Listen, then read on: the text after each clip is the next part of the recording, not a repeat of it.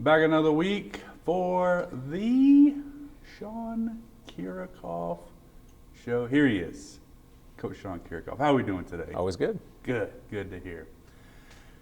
One match last week, and it was, in a lot of ways, especially that fourth set, a little bit of a microcosm of the season, a little bit. Roller coaster, great start, and then an incredible finish. Take me through that fourth set. I mean, we were up 2-1, opportunity to win the match, and then, like I said, tremendous start to the set. We were up 13-2 or something like that. But take me through that fourth set from your perspective. It was a roller coaster. I don't know where to go with that. I mean, you don't usually find yourself up that much at the beginning of a set to close out a match, and then find yourself that far down towards the end of the set. I don't know. Like we kind of talked about, in the press release afterwards, nothing special really happened towards the end. We just really, executed on things that we were talking about through the previous sets, and everything kind of fell in line.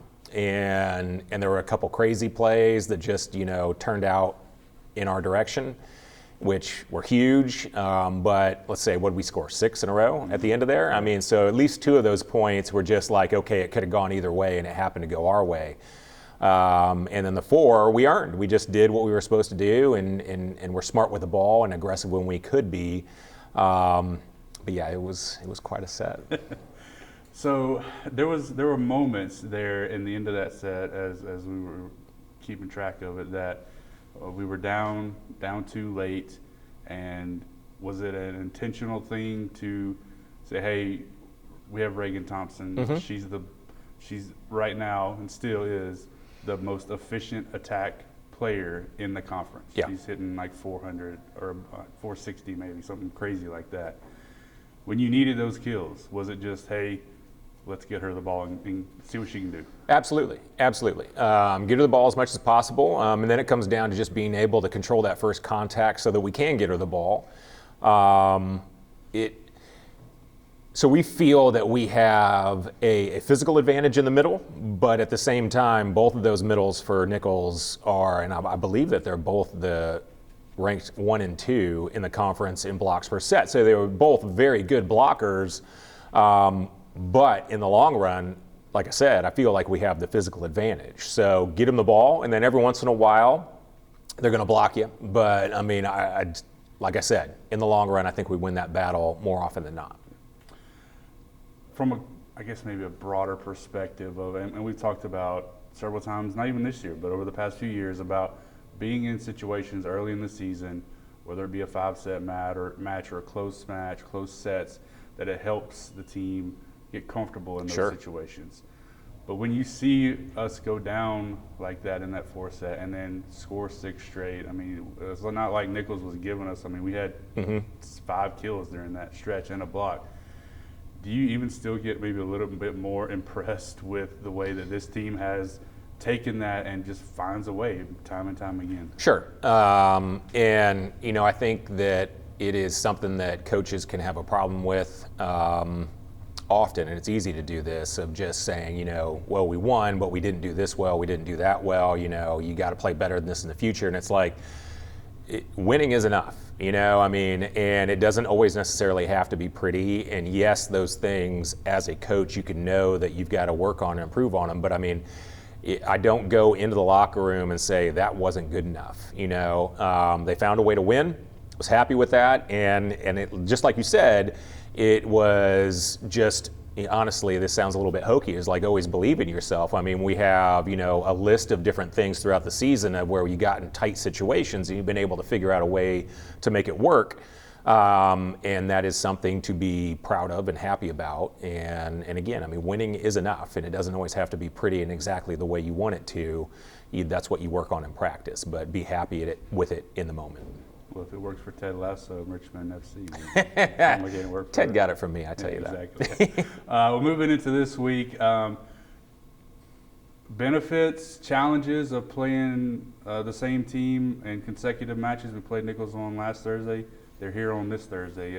What's that dynamic like?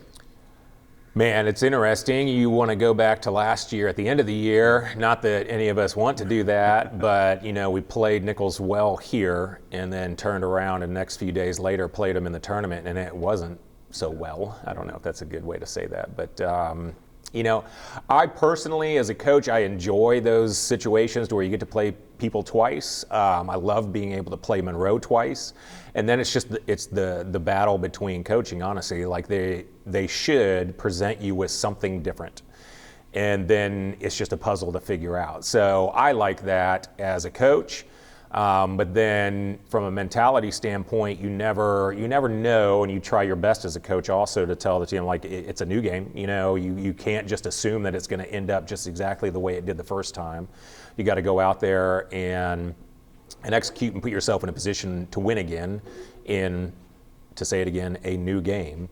But I mean, you got to have some confidence going into it, knowing what you can accomplish, and you would hope that they're a little discouraged on their end, but their job is to say, okay, this is your chance to kind of make up for that. So, I mean, it's just a bunch of different dynamics of how you battle the exact same person, which again, I think is always interesting and fun as a coach. Yeah.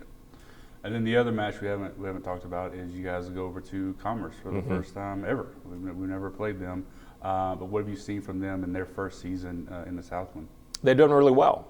And I expected them to come in. I think a lot of people that are unfamiliar with Commerce, or specifically their conference, the Lone Star Conference, wouldn't expect or would expect there to be an adjustment period coming from Division II up to Division I. But that is a very good volleyball conference. It was a couple years ago now, but they had the Division II national champion out of there. They're always good, and that conference is always good, and Commerce, for the most part, has been up at the top of that. So, I mean, I am not surprised whatsoever with them coming in and being able to compete right away. And they play pretty smart, low error volleyball, which is always going to put you in positions to win, and they've been able to do that here so far in the conference schedule.